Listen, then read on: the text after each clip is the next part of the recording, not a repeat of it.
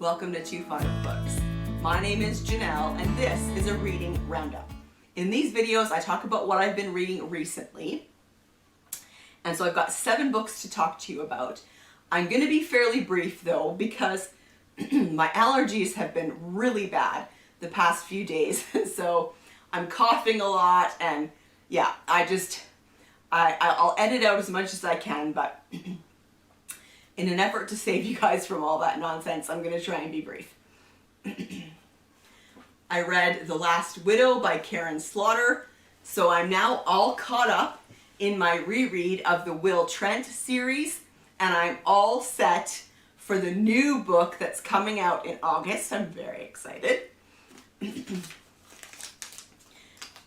So I don't want to say too much because this is, the most recent book in the series, but I really enjoyed this one, and specifically I enjoyed how she chose to tell this story.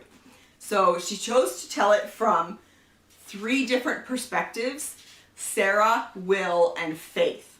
Faith is Will's partner at the Georgia Bureau of Investigation, and so she has like a specific date and time, and then she'll talk about that person's, and then she tells the story from that person's perspective. So Sunday, August 4th, 1:37 p.m. And this is from Sarah's perspective. And then Sunday, August 4th, 1:33 p.m. from Will's perspective.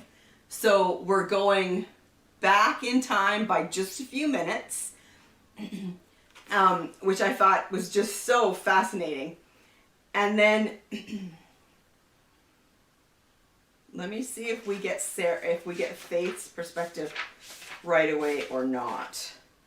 Yes, and then Sunday, August 4th, 1:33 p.m. we find out what is happening with Faith.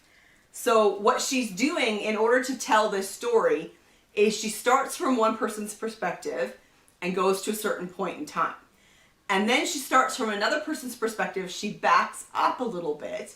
The concern, of course, is that there's going to be too much repetition, but she doesn't. There's a little bit, but especially as the story moves on and these 3 are separated, we get just a fuller understanding of what's happening. And I thought it was really clever how she did it. And so you get, when it moves to Will's perspective, we back up, but then we move forward beyond what we learned from Sarah's perspective. And it's like that throughout the whole book. And I just thought it was really clever. It was a very compelling and suspenseful way to tell this particular story. And I thought she did it really well. I read Fleshmarket Close by Rankin. This is in preparation for our upcoming trip to Edinburgh. Although actually, when this goes up, we might actually be in Edinburgh. I wanted to film some clips while I'm there of where this story happens, and part of the story happens in Fleshmarket Close. And so, so watch for that coming up. This one, there are multiple cases going on. An illegal immigrant is found murdered, and Rebus is drawn into that case. Siobhan is drawn into a case of a teenager who's disappeared from their home. And then what happens in Fleshmarket Close is there's 2 skeletons that are found beneath a concrete cellar floor. And so how do these all connect? Do they all connect? I really enjoy Rankin's writing style. And I really enjoyed this. This is from 2004, I think. Yeah. I can't wait to visit the Edinburgh that I've been reading about. All right, and then last month for my In Real Life book club, our theme was police. And so I've already talked about one of the books that I read in a previous reading roundup. The other one that I read, I thought it would be interesting to also read about London's Metropolitan Police, but from a different era. So this is Graham Ison's Hardcastle's Quartet. And this is a historical mystery set in June 1918, which is fascinating. The other thing that I thought was really interesting is that the author himself was part of the Metropolitan Police. And so yeah, we get a body is discovered. It's the wife of a serving naval commander, and Divisional Detective Inspector Ernest Hardcastle of the A, or Whitehall Division of the Metropolitan Police, is set to investigate. His sergeant is Charles Marriott, and then they discover that there's more to this case than just that one body. And so I enjoyed this. I thought the author did a really good job of writing about what it was like to be a police officer at that time, and with the specific added conflict or difficulty of being a police officer during the First World War. So yeah, I really did enjoy that. I've never read anything by that author before, but if I see his books in the library, I would pick one up. And then from the vault, I had picked The Cellist of Sarajevo by Stephen Galloway. And this was really interesting. It's a Globe and Mail Best Book. And so it has won some awards. And I just thought it was really interesting the way it was told. It's set in Sarajevo in 1992.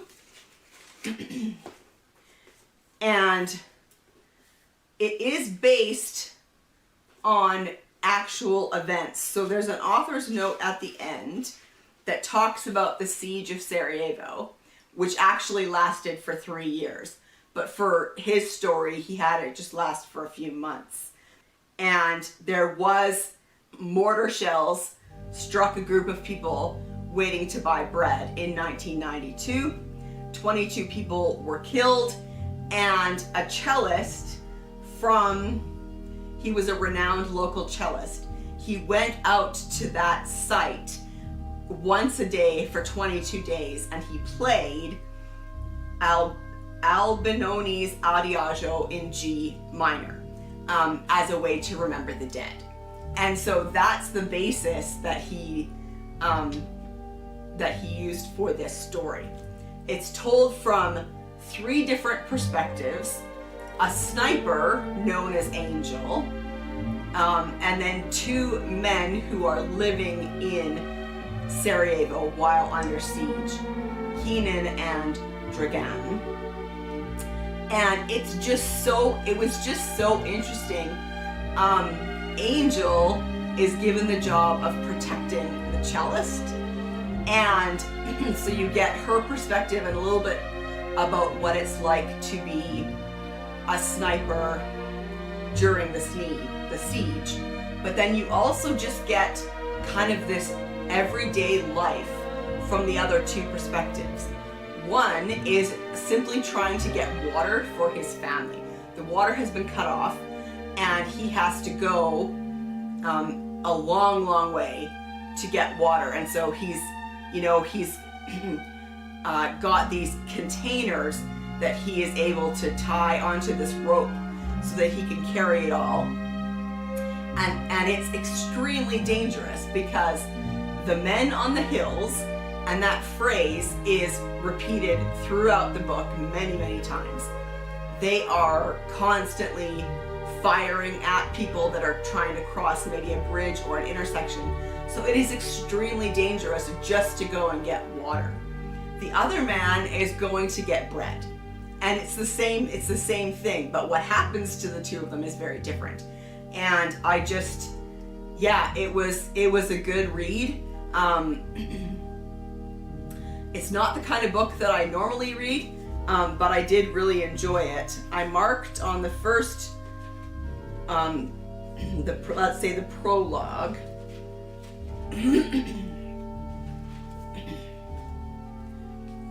The geography of the siege is simple. Sarajevo is a long ribbon of flat land surrounded on all sides by hills. The men on the hills control all the high ground. and one peninsula of level ground in the middle of the city. I can't pronounce the name. They fire bullets and mortars and tank shells and grenades into the rest of the city, which is being defended by one tank and small handheld weapons. The city is being destroyed. And so this prologue is told from the cellist's perspective. He will stand at the window all night and all through the next day. Then, at 4 o'clock in the afternoon, 24 hours after the mortar fell on his friends and neighbors while they waited to buy bread, he will bend down and pick up his bow. He will carry his cello and stool down the narrow flight of stairs to the empty street. The war will go on around him as he sits in the crater left by the mortar's point of impact. He'll play Albinoni's Adagio. He'll do this every day for 22 days, a day for each person killed. Or at least he'll try. He won't be sure to survive. He won't be sure he has enough Adagios left. All right, and then I read The Bangalore Detectives Club by Harini Nagendra. This is a historical mystery set in Bangalore in 1921, I think. I love this, that they gave a map of the area. So it's in one of the princely states. It's ruled by a Maharaja. And the main character is Kaveri, who is very young. I think she's 19. And she has just married a young doctor called Ramu. And when they are out at a function with other doctors and spouses and stuff, a man is killed outside in the yard. And because of other things, she kind of gets involved. And I really did enjoy this. I thought it was really good. I liked the descriptions of the time and what it was like for a woman. So even though she was married, she was still very much under the thumb of her husband and her mother-in-law who lived with them. Her husband turns out to be a good man, which is great, and encourages her. But she is a smart girl. Her parents allowed her to be educated far more than most women her age. And she's really good at maths. And so her struggle to try and find a place beyond just being a housewife was a really interesting part of the story. And then the mystery was really good as well. So I just really enjoyed it, and I hope that there's more in this series. And then I read In Place of Fear by Catriona McPherson. This is one of the books that I wanted to read before I went to Edinburgh. This takes place in 1948 in Edinburgh, and our main character is Helen. And she has a job with the new National Health Service, kind of on the administration side of things. And so that was really interesting, actually, to read about what it was like when the National Health Service started and how people were leery of it. They didn't want to accept charity, for example. There was a great sense of time and place in here, you know, a city kind of emerging from the war. And so that was really good. Anyway,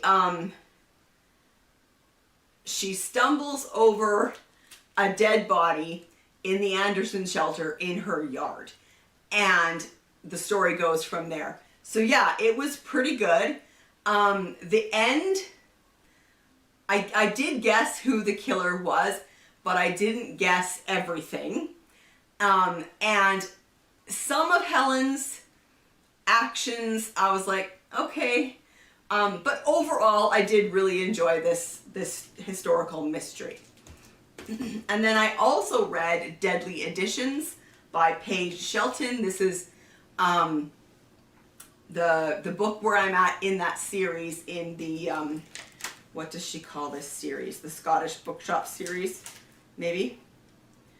And so this is another book that I wanted to read before we go to Edinburgh. And this one was really great. It was really, really fun. I loved reading about Edinburgh. Her bookshop is in Grassmarket Square, which is in the old town, which is kind of where we're planning on spending most of our time. And then they also visit a lot of pubs.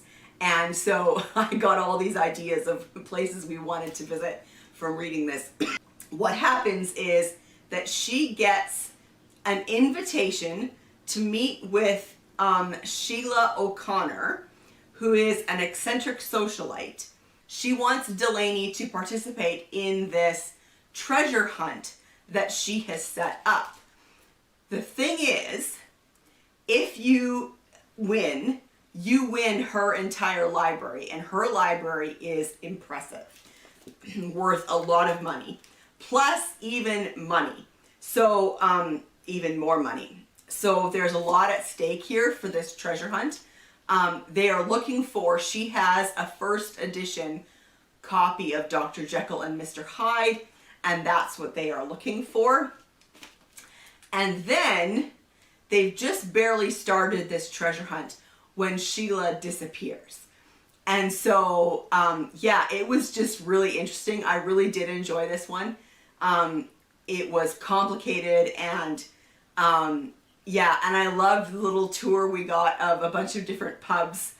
And yeah, it was just really, really fun. So I'll definitely continue with this series, and I'm sure we will be visiting some of these pubs when we go to Edinburgh ourselves. So there you have it. That's what I've been reading recently. Let me know in the comment section down below if you've read any of these books. I would love to chat with you, and I will see you for another video soon.